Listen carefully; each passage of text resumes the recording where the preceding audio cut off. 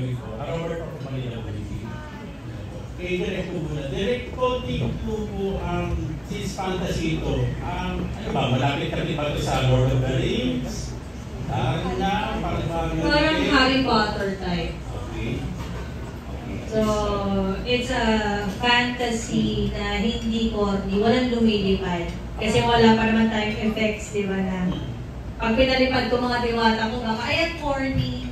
So, more on, ano kami, what do you call that? CGI? CGI. Actually, editing namin, dadalhin namin sa Atlanta, Georgia. So, doon namin i-edit ko talaga lahat. So, it will be, siguro editing ko lang 4 to 5 months. Pero na-expect ba matapos na this year or?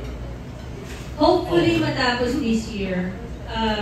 Habol namin ng MMFF. Hopefully. Sana. Sana lang. Claro. And then kay Miss Colleen po. Miss Colleen, you mentioned kanina na your daughter will be part of this movie. Yes. Lalo siya excited. Nasabi niya naman sa kanya na... Oo, alam na siya. Actually, ako talaga hindi ko gustong mag-artista siya, pero for some reason na kausap na si Direk Gabby Ramos at ayun na, nag-usap sila, gusto talaga mag-artista. And then sabi ko, as long as hindi sa schooling niya, homeschooled naman sila. So, support ako hanggang saan gusto niya. Pag ayaw niya na, pag nakita ko napapagod siya, ay pull out na. Oo. And then usually, okay nga, ngayong maybe nagsusunod-sunod yung mga project mo, may restriction ba when it comes to like scheduling, location, oras ng paggawa ng movie or project? I think sa oras lang. Hanggang 12, hanggang pinakayas hanggang 2 a.m. Kasi syempre hindi na tayo bumabata. And syempre ang dami na rin natin mga director na nawala because of yung... Dati kasi ang taping nagsa-start ng 7 a.m. tapos tatapos kami ng 4 ng hapon the next day. Ganyan yung mga shoot dati. So, siguro we really had to lose some very important directors for us to have that parang law ngayon in show business na hanggang may cut off na. So, yun. Pero limitations, kasi wala talaga akong, ever since wala akong limitations kahit na yung teenager ako, pati kissing scenes, pati ano, kasi I always trust. Of course, I grew up with ABS-CBN and Star Cinema and with Mr. M and Tita Malu Santos and Inang Olive Damascene. So, yung parang yung career ko, alam ko, they give me the best directors, the best movies, and thank God wala pa nag-flop ni isa doon. And so alam kong na, I always put my trust in the director.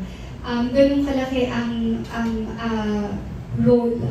Kasi yung iba parang sa ibang bansa yata parang yung artista ang mas nasusunod. Pero dito sa Pilipinas, ang director talaga yung captain of the ship. So, pag sinabing ito ang kailangan mong gawin, at syempre, kilala mo yung trust director, alam mo hindi ka naman bababuyin yun. Kasi hindi ka naman diba? I mean, merong, if you do like yung Lovers and Liars, may love scene nun. So, alam mo, hindi naman pwedeng grabe ang lumabas na love scene sa TV dahil sa MTRCB. So, wala akong limitations pa.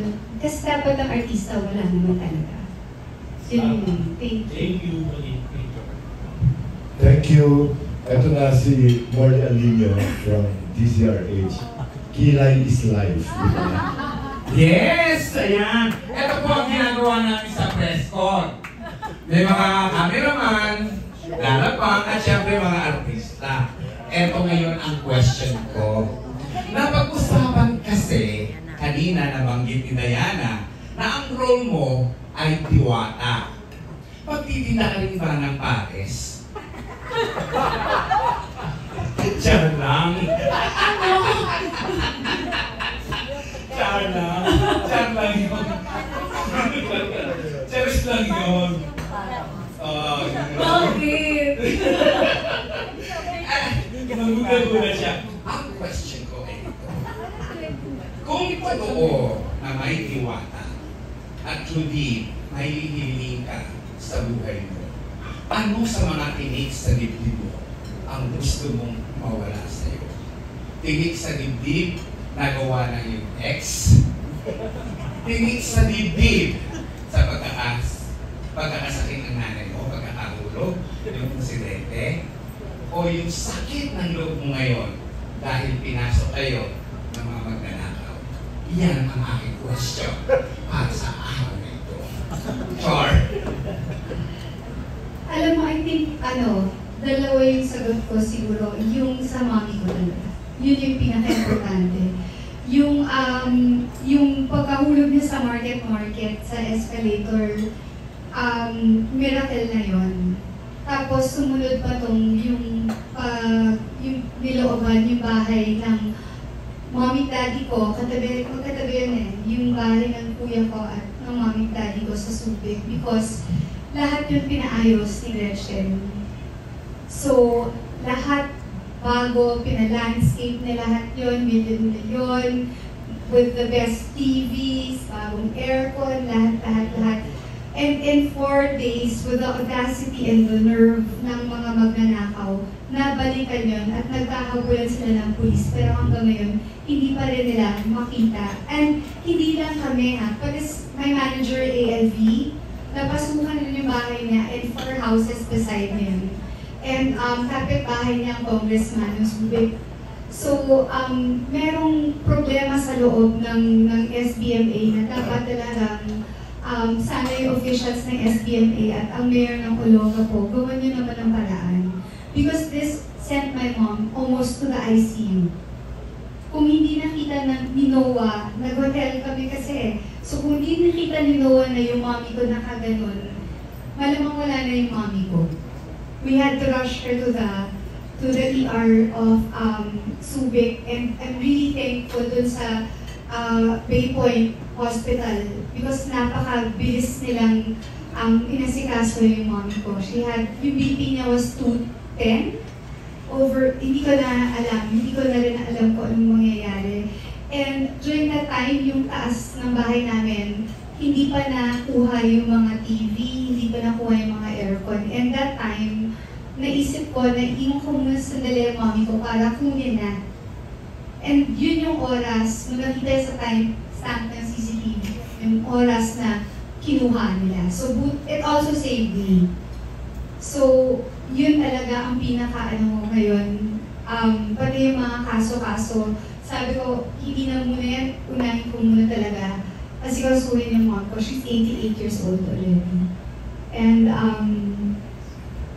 ako, like what I always say, responsibilidad at obligasyon ng anak na alagaan ng magulang. Kung hindi financially, be there. Just be there for them. Yun na yun. Ayun, nabanggit mo kanina yung salitang Gretchen Barreto. At pumasok sa isip ko ang title ng pelikula nyo, Sinag. Sinag means araw. May tuturing mo ba sa buhay mo si Gretchen Barreto ay isang araw, sun, na laging gumagabay sa'yo? Alam ng taong marami kami pinagdaanan ng ate ko. But more than Sinag, I think for me, she's a star. She's the most beautiful. We all know that in the Philippines. And hindi nakikita ng tao yung heart niya. That she has a beautiful heart. Marami siyang pinagdaanan sa buhay, and yet she's very generous with her time, with her love. And for me, more than anything, hindi siya Sinag, she's a star. You know, she will make all your wishes come true if you're a good friend to her. And she's very loyal. She's a very good person who has a very amazing heart. That's what my sister is to me and to a lot of people na hindi nakikita ng marami. Last, marami kasi ang nagsasabi sa'yo, Claudine, ang ganda-ganda mo, ang sexy-sexy mo. Pero gusto ko lang sa pagkakataong ito, kumustahin ka? Kumusta na ang puso mo? Payapa ka ba? kumusta na ang buo para sa'yo? Wala pa rin naman ang puso, kundi mga anak ko. Hindi ko pwedeng sa ilang years kong hiwalay, kasal pa rin ako. So, ayokong makita ng mga anak ko na merong ibang lalaki na umaaligid-iligid or magkaroon ako ng ibang relasyon until matapos yung annulment namin ni Raymar. So, hindi ako nag-a-accept ng suitors, hindi ako nag-a-accept ng although ang daming nachichismis, wala naman talagang nakikita na proof na talagang meron. So, hindi talaga, sarado yung puso ko pa rin. Hanggang maanal. Ayun na. Thank you.